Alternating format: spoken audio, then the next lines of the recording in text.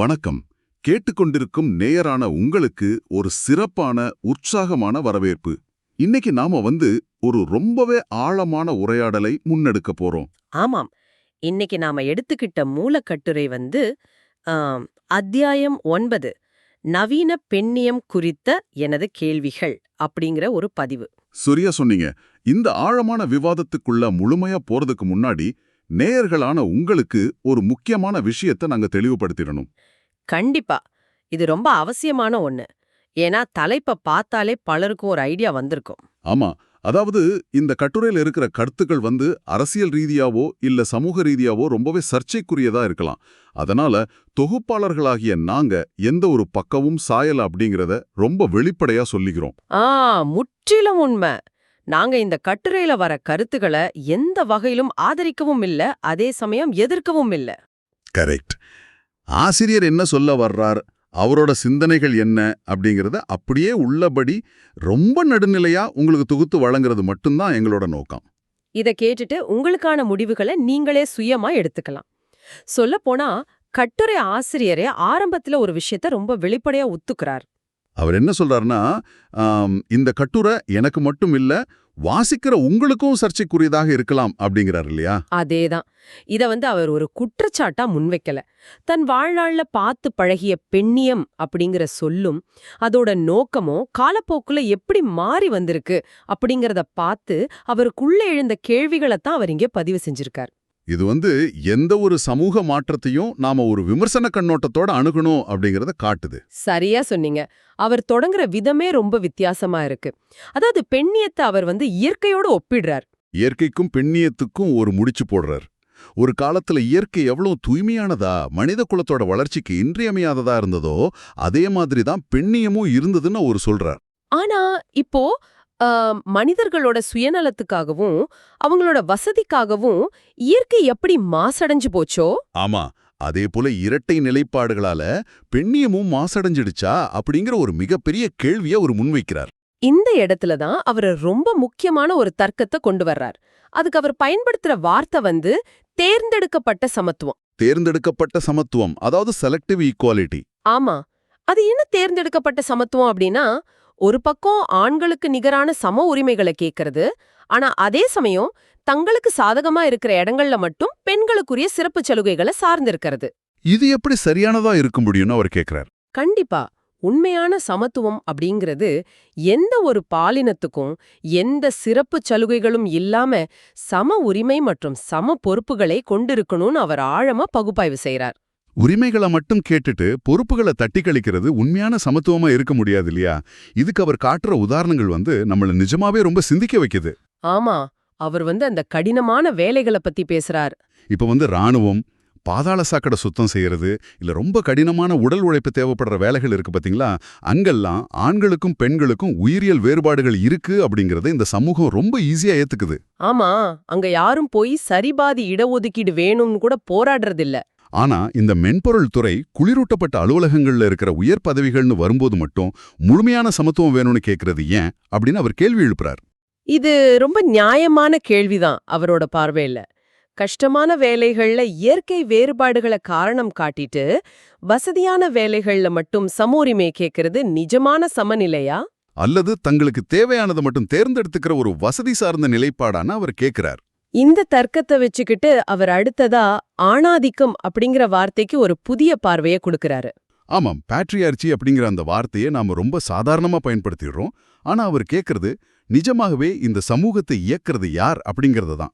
அவரோட வாதம் என்னன்னா, மக்கள் தொகையில வெறும் 10% மட்டுமே இருக்கிற அதிகாரம், பணம், அரசியல் செல்வாக்கு படைச்ச ஆண்கள் தான் எல்லா விதிகளையும் உருவாக்குறாங்க. அப்போ அந்த மீதி இருக்கிற 90% சாதாரண ஆண்களோட நிலைமை என்ன? அவங்களுக்கு எந்த விதமான ஆண் சலுகைகளும் கிடைக்கிறதில்லை. அவங்க ஒவ்வொரு நாளும் எப்படி போராடுறாங்கன்னு நினைச்சு பாருங்க. கூட்டமா இருக்கிற பஸ்ஸிலும் ட்ரெயினிலும் தொங்கிக்கிட்டு வேலைக்கு போய் தன்னோட குடும்பத்தை காப்பாத்த போராடுற ஒரு சாதாரண மனிதன் கிட்ட எந்த அதிகாரமும் கிடையாது. அவன் தன் பிழைப்புக்காக போராடுறானே தவிர யாரையும் ஒடுக்குவதற்காக இல்ல. அப்படி இருக்கும்போது அவங்களையும் அதிகாரம் செலுத்துறவங்களா முத்திரை குத்துறது எந்த வகையில நியாயம்னு கட்டுரை கேக்குது. அப்படியானால் பெண்ணியத்தோட குரல் எங்க ஓங்கி ஒலிக்கணும் அப்படிங்கிற அடுத்த கேள்வி இயல்பாகவே வருது. அதுக்கான காலத்தையும் ஆசிரியரை சுட்டி காட்டுறார். இந்தியாவோட பல பின்தங்கிய பகுதிகளில் பெண்கள் இன்னும் அடிப்படை பாதுகாப்புக்காகவும் கல்விக்காகவும் சுதந்திரத்துக்காகவும் போராடிட்டு இருக்காங்க. அங்கதான் பெண்ணியம் உண்மையாகவே செயல்படணும் அப்படிங்கறத அவர் ரொம்ப அழுத்தமா சொல்றாரு. கடின உழைப்பால பெறக்கூடிய விஷயங்களுக்காக போராடுறதை விட ஒரு பெண்ணுக்கு திருமணத்துக்கும் தாய்மைக்கும் முன்னாடியே இலவச கல்வி கிடைக்கணும் அப்படிங்கிறதுக்காக நவீன பெண்ணியம் போராடணும். ஏன்னா கல்வி கிடைச்சா மட்டும்தான் அவங்க யார்கிட்டயும் கையேந்த வேண்டிய அவசியம் இருக்காது. இது தொடர்ந்து அவர் விவாகரத்து சட்டங்களை பத்தியும் ரொம்ப வலுவான விமர்சனத்தை முன்வைக்கிறாரு. ஆமா, அவர் ஆண்களை நியாயமற்ற முறையில நசுக்கிற விவாகரத்து சட்டங்களை பத்தி ரொம்ப வெளிப்படையா கேள்வி கேட்கிறார். பெண்கள் எங்கள் மதிப்பை நிரூபிக்க எங்களுக்கு ஒரு ஆணின் பணப்பை தேவையில்லைன்னு ரொம்ப பெருமையா சொல்லணும் அப்படிங்கிறாரு. அதுதான் அவங்களுக்கான உண்மையான கௌரவம்னு அவர் கருதுறார். இந்த இடத்துல இன்னொரு முரண்பாட்டையும் நாம கவனிக்கணும். பெண்கள் மென்மையானவர்கள், குடும்ப பாங்கானவர்கள்னு காலங்காலமா கட்டமைக்கப்பட்ட பிம்பங்கள் இருக்கு இல்லையா? ஆமா, இந்த பிம்பங்களை உடைக்கணும்னு பலரும் சொல்றாங்க. ஆனா கூர்ந்து கவனிச்சா இந்த பிம்பங்கள் கூட பெண்களை ஒரு தூய்மையானவங்களா, தியாகிகளா தான் காட்டுது. ஆனா ஆண்களை பத்தின பிம்பங்களை பாருங்க. அவங்க ஆதிக்கம் செலுத்துபவர்கள், கோபக்காரர்கள், பொறுப்பற்றவர்கள்னு ரொம்ப ஈஸியா முத்திரை குத்தப்படுறாங்க. ஆனா இதுக்கு எதிரா எந்த போராட்டங்களும் பெரிய அளவுல நடக்கறதில்ல அப்படிங்கிற அந்த முரண்பாட்டை அவரு சுட்டி காட்டுறார். இதுவரைக்கும் பெண்ணியத்தோட முரண்பாடுகளை பத்தி பேசின ஆசிரியர் இதுக்கப்புறம் ரொம்ப சுவாரஸ்யமா தன் பக்கமும், அதாவது ஆண்களின் பக்கமும் ஒரு கண்ணாடியை திருப்புறார். இந்த பகுதி நிஜமாவே மனச உலுக்கக்கூடியதா இருக்கு. அவர் என்ன சொல்றாருன்னா, ஆண்கள் தங்களோட வலிகளை பத்தி பேசாததுக்கு காரணம் அவங்களுக்கு வலி இல்லைன்னு அர்த்தம் கிடையாது. ஆமா, வலிய மற, பலவீனத்தை காட்டாத, ஆனா இருன்னு இந்த சமூகம் சிறு வயதிலிருந்தே அவங்களுக்கு கத்துக் கொடுத்திருக்கிறது தான் அதற்கான காரணம். இது அவர் விளக்கும் விதம் ரொம்ப ஆழமானது. ஒரு ஆண் தன் மனைவியால துன்புறுத்தப்படும் போது அவனுக்கு ஆதரவா இங்க எந்த சப்போர்ட் குரூப்ஸும் தொடங்கப்படுறதில்ல. அதே மாதிரி ஒருத்தர் பெரிய நிதி நெருக்கடியால தற்கொலை செஞ்சுக்கிட்டா அவருக்காக மெழுகுவர்த்திகள் ஏற்றப்படுறதும் இல்ல. ஒரு ஆண் ஒரு மாழ உடனும் போது அவர் பலவீனமானவர் அப்படின்னு சமூகம் சொல்லுதே தவிர அவருக்கு உதவி தேவைன்னு யாரும் நினைக்கிறதில்ல. இந்த இரட்டை நிலைப்பாடுகளை நாம பல இடங்கள்ல பாக்குறோம். ரொம்ப சாதாரணமா பொது இடத்துல ஒரு பெண் ஒரு ஆணை அரைஞ்சா அது நகைச்சுவையா பார்க்கப்படுது. அதுவே ஒரு ஆண் பெண் அரைஞ்சா அது கொடூரமான குற்றமா, வன்முறையா பார்க்கப்படுது. ஒரு பெண் தன்னோட காயத்தை வெளிப்படுத்தினா அவ தைரியசாலி. ஆனா ஒரு ஆண் காயத்தை வெளிப்படுத்தினா அவன் நாடகமாடுறான், இல்ல ஏதோ தந்திரம் செய்யறான்னு சமூகம் ரொம்ப முரண்பாடா பாக்குது. இந்த சமூகத்தோட பார்வைகளை தர்க்கரீதியா இணைக்கிற ஆசிரியர் ஒரு முக்கியமான விஷயத்த கையில் எடுக்கிறார். நச்சுத்தன்மை வாய்ந்த ஆண்மை அப்படிங்கிற வார்த்தைய பலரும் பயன்படுத்துறாங்க. ஆமா, டாக்ஸிக் மாஸ்குலினிட்டி அப்படின்னு சொல்றாங்க. ஆனா ஆண்களிடம் சமூகம் எதிர்பார்க்கும் நச்சுத்தன்மையான எதிர்பார்ப்புகளை பத்தி இங்க யாரும் பேசுறதில்ல. ஆண்களுக்குன்னு சில பொறுப்புகள் இருக்கு. குடும்பத்தை பாதுகாக்கணும், சம்பாதிக்கணும், அவமானங்களை தாங்கிக்கணும். ஆனா அவங்களுடைய இந்த தியாகங்கள் எல்லாம் வெறும் கடமைன்னு மட்டும் அழைக்கப்படுதே தவிர அன்புன்னு அங்கீகரிக்கப்படுறதில்லை. அவங்களோட கண்ணீர் ஒரு அவமானமா தான் கருதப்படுது. இதுல விவாகரத்து நேரங்கள்ல பல ஆண்கள் எடுக்கிற முடிவுகளை பத்தி அவர் சொல்றது ரொம்ப ஆழமான புள்ளி. ஆமா, பல வருஷமா தாங்கள் கஷ்டப்பட்டு உருவாக்குன வீடு, பணம், நினைவுகள் எல்லாத்தையும் விட்டுட்டு அவங்க அமைதியா வெளியேறாங்க. அதுக்கு காரணம் சண்டையிடுறதால வர்ற வலியும் இழப்பும் ரொம்ப அதிகம் அப்படிங்கிறது தான். அப்பவும் இந்த சமூகம் அவன் இதை தாண்டி வந்துடுவான்னு ரொம்ப எளிதா சொல்லிடுது. நச்சுத்தன்மையான எதிர்பார்ப்புகள்னு சொல்றது இதுதான். ஆண்கள் வலிமையா இருக்கணும், ஆனா ஒடுக்கு பவரா இருக்கக்கூடாது.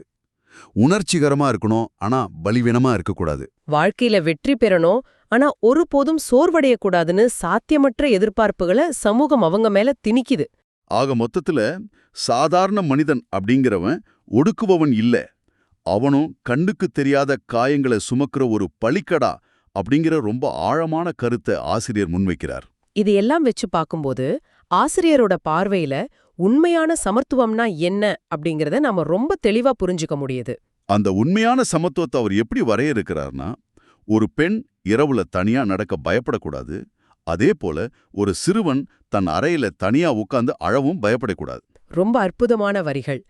பெண்கள் அடிப்படை உரிமைகளுக்காக கெஞ்சக்கூடாது, அதே சமயம் ஆண்கள் வாழ்க்கையில விழுந்து கிடக்கும்போது அடிப்படை மரியாதைக்காக கெஞ்சக்கூடாது. உண்மையான அதிகாரம் அளித்தல் அப்படிங்கிறது யார் அதிகம் கஷ்டப்படுறாங்கன்னு பாலினங்களுக்கு நடுவுல நடக்கிற ஒரு போட்டி இல்ல. அது அனைவரையும் சமமா உயர்த்துவதுதான். இந்த ஆழமான உரையாடல நேர்களான நீங்க ஏன் கவனிக்கணும்னா, சமூகத்தை பத்தின இருபக்க பார்வையும் உங்களை ரொம்ப சிறந்த முடிவுகளை எடுக்க வைக்கும். கண்டிப்பா. இவ்வளவு நேரம் இந்த கட்டுரையின் சாராம்சங்களை நாங்க உங்களுக்கு நடுநிலையா தொகுத்து வழங்கிட்டோம்.